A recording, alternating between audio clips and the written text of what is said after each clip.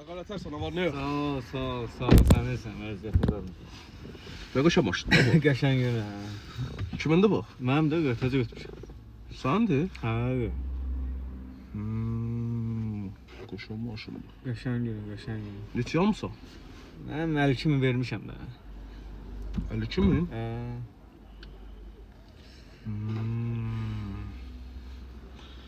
Qaqa bu 343.000 gedir. Bu 52.000 buna nəyə vermisən ki? 343.000 deyil qardaşım, 343 kilometrdir. Dünən götürmüşəm salondan. 343 kilometre. Hə, şəhər.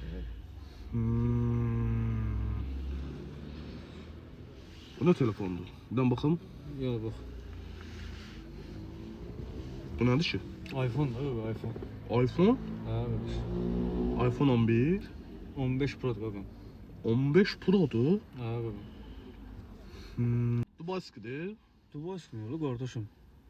Telefon dükanına verib pulunu almışam da orijinal. Orijinaldır. Hə də qardaşım, hamı necə mən də elə mağazadan almışam da. Xeyirli olsun qardaşım. Xeyirli olsun. Çox sağ ol.